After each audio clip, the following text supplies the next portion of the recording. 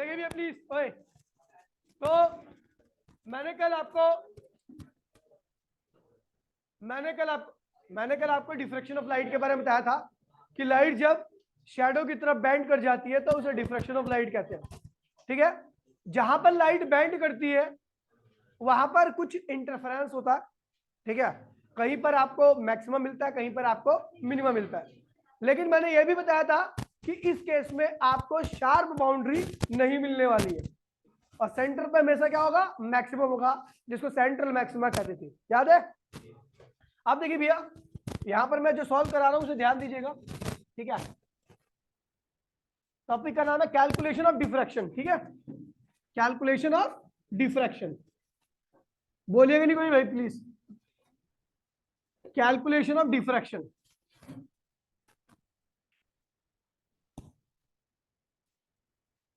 Calculation of diffraction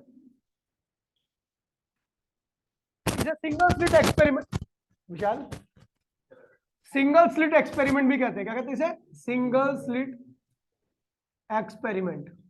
ठीक है भैया, इसमें क्या होती है भैया, आपकी एक स्लिट होती है और इसमें हम वेव फ्रंट का इस्तेमाल करते हैं। वेव फ्रंट का इस्तेमाल मतलब कि आपको याद है, वेव फ्रंट के जितने भी पॉइंट्स होते हैं सब एक फ्रेश सोर्स का काम करते हैं। बताया था, याद नहीं याद है? वेव फ्रंट के ऊपर बहुत सारे पॉइंट्स होते हैं जिनका फेस क्या होता है, सेम होता है। सब एक ही फेज में वाइब्रेट कर रहे होते हैं। ध्यान दीजिए भैया प्लीज, वही बोले। ठीक है, सब एक फेज में वाइब्रेट कर रहे होते हैं। ठीक है, सबका फेज क्या होता है, सेम होता है और हर एक पॉइंट क्या करता है, फ्रेश सोर्स का काम करता है। ठीक है, तो ये वेव फ्रंट है और यहां पर बहुत सारे सोर्स है, लॉट्स ऑफ सोर्स। ठीक है भैया, ये सारे सोर्स है। ठीक है, मैंने मान लिया यहाँ पे सोर्सेस की संख्या क्या है, 100 है। मैंने खुद से एज्यूम कर लिया कि यहाँ पे नंबर ऑफ सोर्स कितने भैया, 100 है। और ये आपकी क्या है भैया, स्क्रीन है। ये आपकी स्क्रीन है। ठीक है, तो मैंने मान लिया यहाँ पर 100 सोर्स है।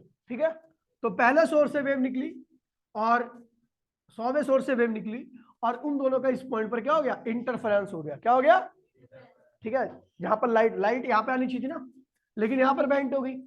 या तो आपको यहाँ पर बनाना या नीचे की तरफ बनाना, क्योंकि लाइट दो ही जगह पे बेंड। यहाँ पर तो पड़ी थी लाइट तो पड़ती है सेंट्रल मैक्सिमा की। यहाँ पे आपकी लाइट इधर बेंड कर गई तो यहाँ पर क्या होगा, जहाँ पे लाइट बेंड करती है उसी रीजन में क्या होता है, आपका इंटरफेरेंस होता है। तो इस पॉइंट पर इंटरफेरेंस हुआ। सेंटर की बात करो तो सेंटर से ये पॉइंट ओ है और इससे जो दूरी है जहां पर आपका इंटरफेरेंस हो रखा है वो क्या है, एक्स है। ठीक है, और इसकी स्लिट विड्थ कितनी है भैया, D. Slit width,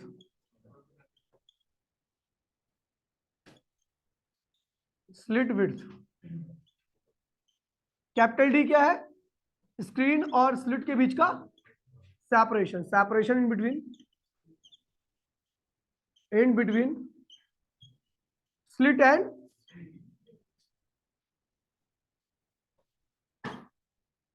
and screen. Slit और स्क्रीन के बीच का सेपरेशन है, ध्यान दीजिए भैया। अच्छा, इस वेव और इस वेव, पहली और 100वीं वेव के बीच में पार्ट डिफरेंस जो निकलेगा, तो उसके लिए आपको याद है मैंने यहां से परपेंडिकुलर लाइन खींची थी, याद? ये एंगल अगर आपका थीटा होता तो ये भी क्या होगा, थीटा ही होगा। ये डी है तो ये क्या होगा, डी डेल्टा पी। और डेल्टा पी की वैल्यू क्या है हियर, डी साइन थीटा। याद है?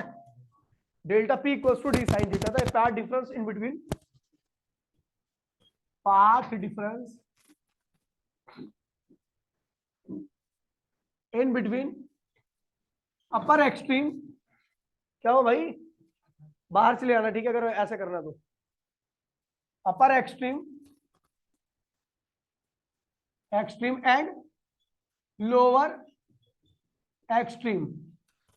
अपर एक्सट्रीम और लोअर एक्सट्रीम के बीच में जो पाथ डिफरेंस है वो क्या है भैया, डेल्टा पी है। उसकी वैल्यू क्या रखी है, डी साइन थीटा रखी है। मैंने अपने आप से अज्यूम कर लिया, लिखने की आवश्यकता नहीं है कि आप कितनी वेव अज्यूम कर रहे हो। मैंने अपने आप से अज्यूम कर लिया कि आप नंबर ऑफ वेव सोर्स कितने अपने पास, 100 है। इस वेव फ्रंट पे कितने सोर्स है, 100 है। ध्यान दीजिए भैया, तो मैंने कहा पहले सोर्स की वेव और दूसरा 100वें सोर्स की वेव के बीच में पाथ डिफरेंस क्या है, ये है।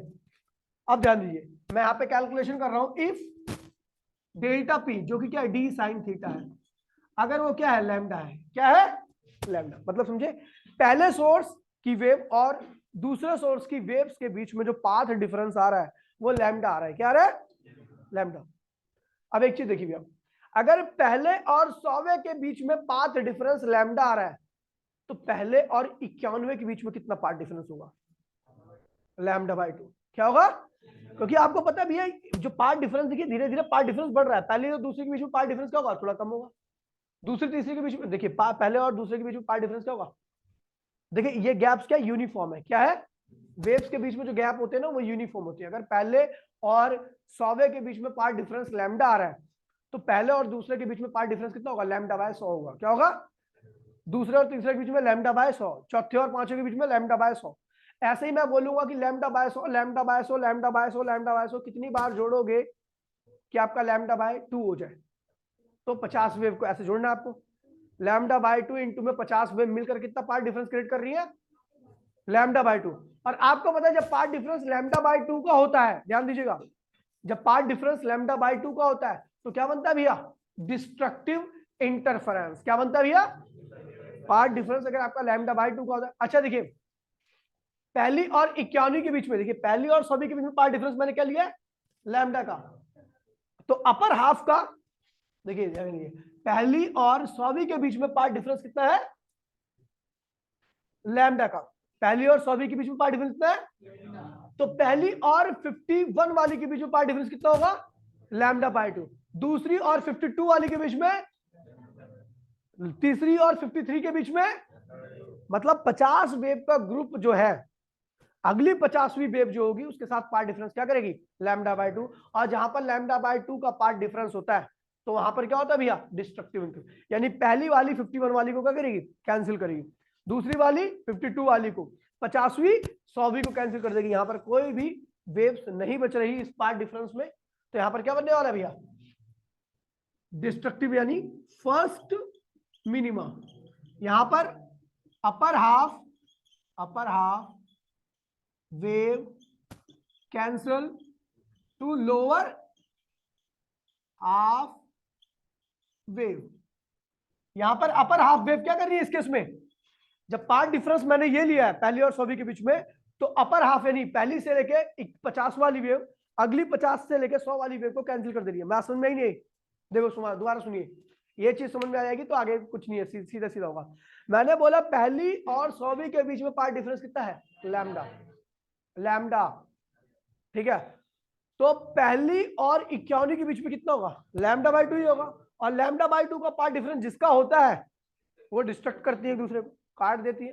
तो पहली ने 91 को क्या कर दिया?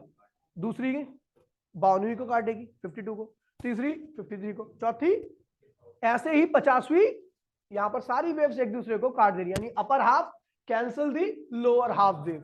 और क्या मिल रहा है भैया? First minima. क्या मिला भैया? यानी आपका वहां पर लैम्डा पे कंस्ट्रक्टिव मिलता था, यहां पर लैम्डा पे क्या मिल रहा है? डिस्ट्रक्टिव मिल रहा है। अगर इसके थोड़ा अंदर जाओगे इस लेवल पे मैं आ जाऊंगी पहली और दूसरी और पहली 91, तो वही है, सेम वही है। वहां पर भी लैम्डा बाय 2 पे डिस्ट्रक्टिव था, यहां पर भी लैम्डा बाय 2 पे डिस्ट्रक्टिव है, लेकिन तब आपको अंदर जाना पड़ेगा। लेकिन अगर आप ऊपर से कैलकुलेशन देखोगे तो ये पाथ डिफरेंस अगर आपका पहली और 100 के बीच में लैम्डा है तो यहाँ पर क्या मिलेगा? सारी वेव एक दूसरे को क्या करेंगे? Upper half wave lower half वाली को क्या करेंगे? कैंसिल कर देगी। और आपको क्या मिल रहा है? Destructive interference. अब देखिए if path difference equals to d sin theta equals to में 2 लैम्डा, यानी पहली और 100 के बीच में कितना पार्ट डिफरेंस हो गया? 2 लैम्डा का हो गया। क्या हो गया? अब थोड़ा अंदर जाओ के वेव्स के अंदर जाओ, ठीक है, जो 100 वेव्स है, पहली और 100 के बीच में कितना पार्ट डिफरेंस है? 2 लैम्डा का। क्या है? मतलब पहली वेव 0 पर है तो दूसरी वेव ने 2 साइकिल कर ली है, तभी पार्ट डिफरेंस कितना है? लैम्डा है। तो अंदर वाली वेव्स के बीच में देख रहा हूं तो पहली और 26वीं के बीच में कितना होगा? लैम्डा बाय 2 का मिल जाएगा आपको पार्ट डिफरेंस, ठीक है। दूसरी और 27वीं के बीच में कितना होगा? Lambda by 2। तो पहली 1/4 वेव अगली 1/4 को कैंसिल करेगी, और फिर 50वीं का किसके साथ पार्ट डिफरेंस होगा? 75वीं के साथ लैम्डा बाय 2 का। 52वीं का 76वीं के साथ, 52 मतलब 52 का 76 के साथ, जो भी है, समझ गए? तो पहली 1/4 वेव सेकंड 1/4 को कैंसिल करेगी और थर्ड 1/4 फोर्थ 1/4 को कैंसिल करेगी। इस केस में भी कोई वेव नहीं मिल रही, ठीक है। यहां पर तो लिख रहे हैं first 1/4 fourth wave cancel two second 1/4 wave and third 1/4 wave cancel two, इसको कैंसिल करेगी, फोर्थ 1/4 वेव।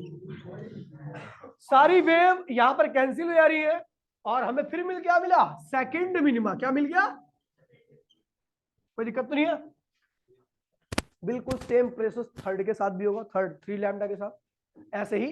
यानी if path difference delta p equals to में d sine theta equals to में क्या हो भैया, एन लैम्डा हो, क्या हो, तो हमें क्या मिलेगा, हमेशा मिनिमा मिलेगा। क्या मिलेगा, इसे कहते हैं एनथ मिनिमा। क्या कहते हैं इसे, एनथ मिनिमा। ध्यान दीजिए भैया, अभी मिनिमा के बारे में बात कर रहा हूं तो इसलिए इंटेंसिटी की बात नहीं होती मिनिमा के केस में, मतलब लाइट है ही नहीं, तो इंटेंसिटी की कोई बात ही नहीं होती यहाँ पर। ठीक है भैया, तो यहाँ पर कोई भी इंटेंसिटी, मिनिमा केस में कोई भी इंटेंसिटी नहीं होती, मैक्सिमा की बात करते हैं। प्रेम बहुत पेलूंगा, ध्यान रखियो। ठीक है, अब देखिए ये हो गया, ये हो गया, कोई दिक्कत तो नहीं है, ये हो गया।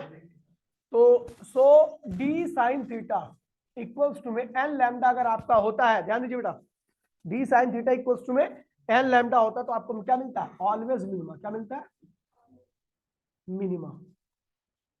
कोई दिक्कत नहीं बेटा, ये मिनिमम मिलेगा आपको। और अगर मैं बोलूं if theta tends to 0 then d theta equals में क्या हुआ, एन लैम्डा।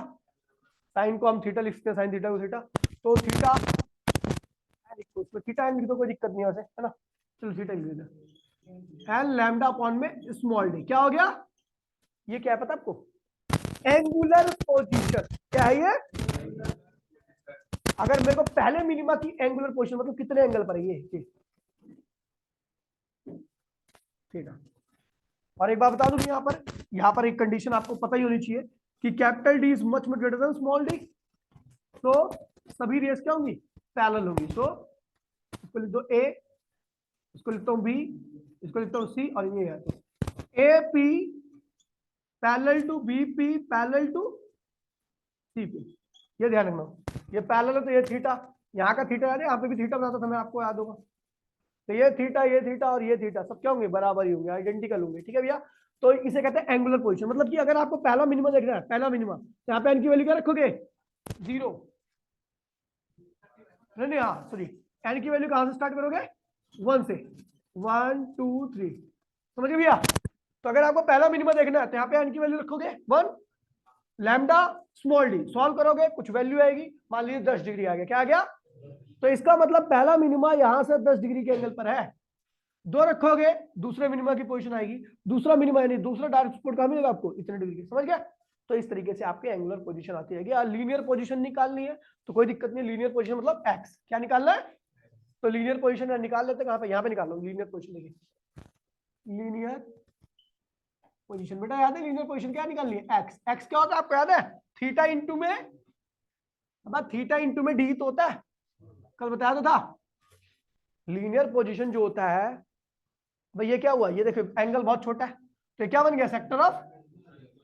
लीनियर पोजीशन के लिए ध्यान रखना कि ये क्या है, थीटा है, ये एक्स है, ये डी है, तो ये भी क्या होगा, ठीक, क्योंकि थीटा टेंड्स टू 0 तो बेस और हाइपोटेन्यूज क्या होते हैं, बराबर होते हैं। थीटा अगर आपका छोटा होता है तो बेस और हाइपोटेन्यूज क्या होते हैं, बराबर होते हैं। तो यहाँ पे आप ये क्या है, लीनियर पोजीशन, ये क्या है, तो एक्स निकालने के लिए आपको याद है थीटा इंटू में कैपिटल डी, थीटा की वैल्यू क्या रखी है, n lambda capital d upon में small d, that is the linear position. वही आ रही है ना जो पहले आई थी। तो अगर आपको पहले मिनिमा की लीनियर पोजीशन निकालनी है 1 रखो, दूसरे मिनिमा की लीनियर पोजीशन निकालनी है 2 रखो, 3 रखो। एन कहां से स्टार्ट हो रहा है, 1 2 3।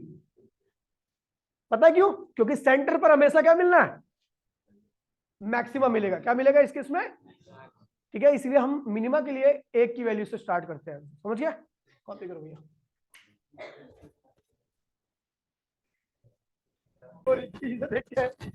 मिस हो गए, एक्सचेंज नहीं हो पाए।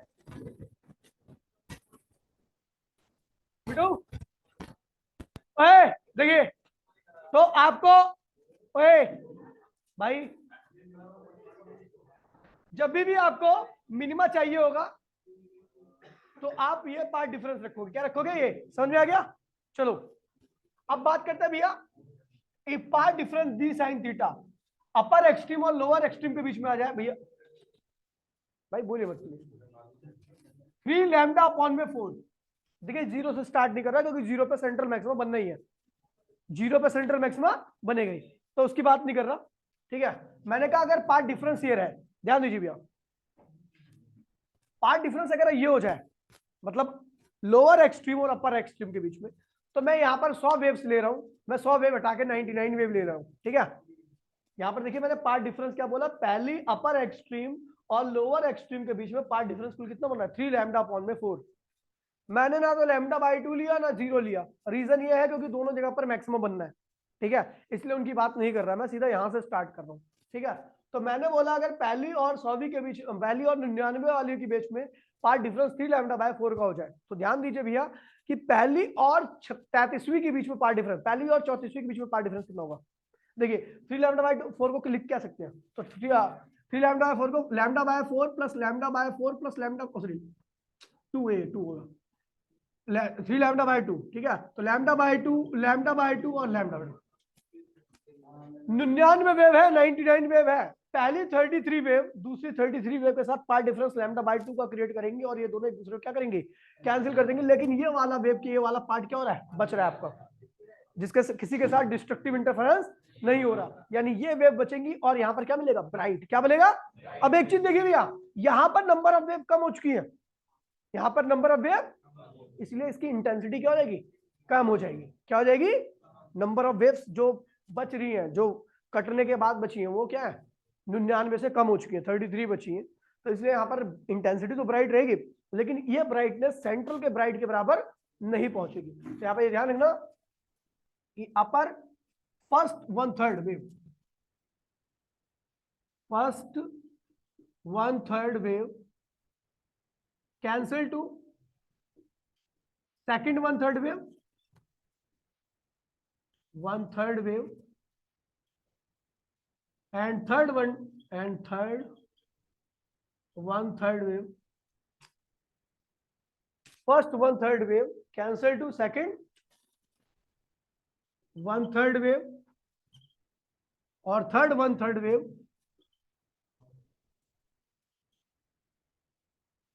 form constructive interference, form constructive interference.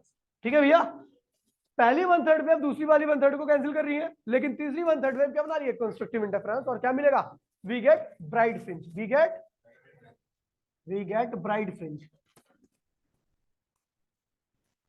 We get bright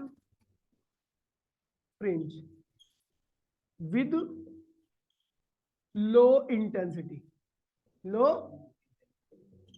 समझ में आई बात नहीं बेटा, कुछ है इसमें, कुछ भी नहीं है, आसान है एकदम। ठीक है, अब देखिए हमने क्या कर दिया, ये हमें क्या मिला, फर्स्ट ब्राइट, क्या मिला है, सेंटर का ब्राइट तो अलग ही है, उसके बारे में अलग से पढ़ाऊंगा अभी 2 मिनट के बाद। ठीक है, अब मुझे क्या चाहिए भैया, अगर मैंने पार्ट डिफरेंस को 5 लैम्डा बाय 2 कर दिया, देखिए 5 लैम्डा बाय 2, तो पार्ट डिफरेंस अगर पहली और 100वीं के बीच में, मैं वेव्स का नंबर बदल रहा हूं क्योंकि आपको एग्जांपल दे रहा हूं मैं, जैसा कि पहली और 100वीं के बीच में पार्ट डिफरेंस 5 लैम्डा बाय 2 हो जाए, तो इस 5 लैम्डा बाय 2 को लिखूंगा क्या, lambda by 2 plus lambda by 2 plus lambda by 2 plus lambda by 2 plus lambda by 2। पहली वाली यानी 20 वेव का ग्रुप बन गया, पहली 20 दूसरी 20 को कैंसिल करेगी, दूसरी 20 तीसरी 20 चौथी 20 को कैंसिल, लास्ट 20 क्या हो रही है, बच रही है, क्या बनाएंगी, कंस्ट्रक्टिव इंटरफेरेंस। लेकिन यहां पर वेव्स का नंबर फिर क्या हो गया, पहले से कम हो गया, यानी इंटेंसिटी ब्राइट तो रहेगी लेकिन इंटेंसिटी फिर क्या होगी, कम हो जाएगी। ठीक है, यहां पर ध्यान रखना, फर्स्ट 1/4 1/5 है ना, 100 वेव का first 1/5 wave cancel, second 1/5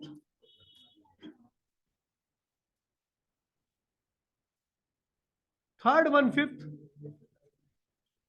cancel, fourth 1/5, but last 1/5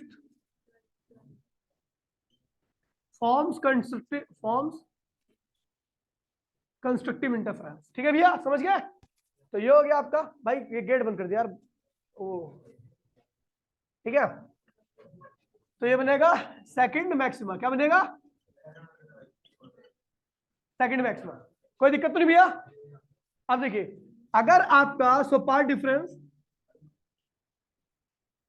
यानी डी साइन थीटा किसके बराबर बेटा? 2n+1 lambda by 2। और अपने को यहां पर मैंने +1 क्यों किया ये भी देख लो, क्योंकि हमें स्टार्ट कहां से करना? 3 लैम्डा बाय 2 से। तो यहां से n की वैल्यू कहां से स्टार्ट होगी? 1 से। क्या होगी? 0 से स्टार्ट नहीं करनी, क्योंकि 0 पे क्या बन रहा है? Central maximum. यार उसकी आवश्यकता भी नहीं है आपको, ठीक है। 1 रखोगे तो ये आ जाएगा, रखो। 2 रखोगे तो ये आ जाएगा। ऐसे ही बढ़ता जाएगा आपका मामला। और अगर आपको क्या करना भैया, d sine theta equals to में, अगर डी साइन थीटा आपका क्या हो, क्या हो? 2n+1 लैम्डा बाई 2, तो क्या मिलेगा आपको? 2n+1 लैम्डा बाई 2, तो क्या मिलेगा? मैं बोला ना, always maxima with decreasing intensity. With path difference बढ़ता जाएगा तो इंटेंसिटी को भी लगातार घटती जाएगी, ठीक है भैया। थीटा टेंड्स टू 0, तो ये क्या होगा? 2n+1 लैम्डा बाई 2, ठीक है भैया। n की वैल्यू कहां से स्टार्ट हो रही है? तो थीटा की वैल्यू क्या होगी? 2n+1 लैम्डा बाई 2 अपॉन में small d, that is the angular position. क्या होगा? मिनिमा की एंगुलर पोजीशन। और अगर लीनियर पोजीशन निकालनी है तो यही करो, 2n+1 capital D lambda upon में 2 स्मॉल डी। यही था ये भैया, 2 स्मॉल डी। फटाफट कॉपी करो भैया। हाँ नहीं, 0 से 0 में तो सेंट्रल मैक्सिमम बनना है यहाँ पे हमें। हाँ जैसे पहले किया था वैसे ही करना है। आसान है। ये क्यों आसान है? क्योंकि आपने YDST को सही से पढ़ रखा है।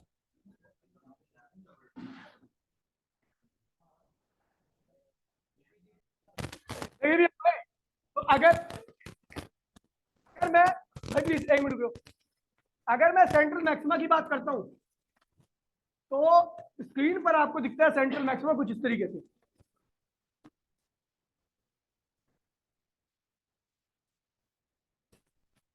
देखिए, अगर मैं बात करता हूं सेंट्रल मैक्सिमा की तो स्क्रीन पर कुछ इस तरीके से बनता है। सेंटर पे क्या मिलेगा? मैक्सिमा, जिसकी विड्थ क्या होगी? सबसे ज्यादा होगी, और ब्राइटनेस भी क्या होगी? सबसे ज्यादा होगी। उसके बाद फिर ये कम होती है, ऐसा बनता है। और बिल्कुल ये भी इस तरीके से।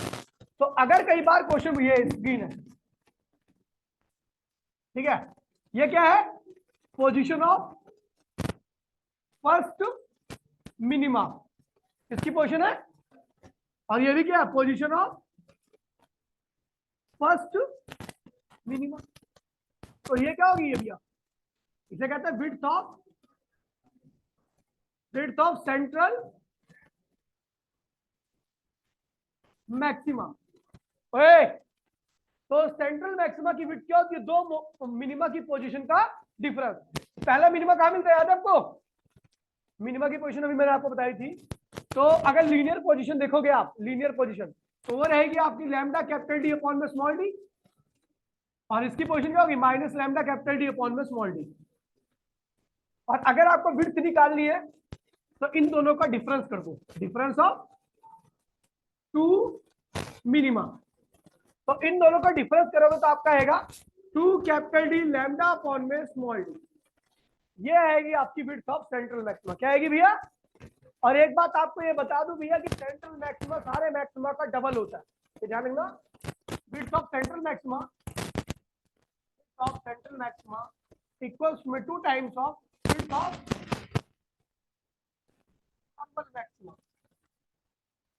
Normal maxima. और एक बात ध्यान रखना, जैसे जैसे पार्ट डिफरेंस बढ़ेगा इंटेंसिटी क्या होगी? डिक्रीज होगी। ये इंटेंसिटी क्या होगी? मैक्सिमम।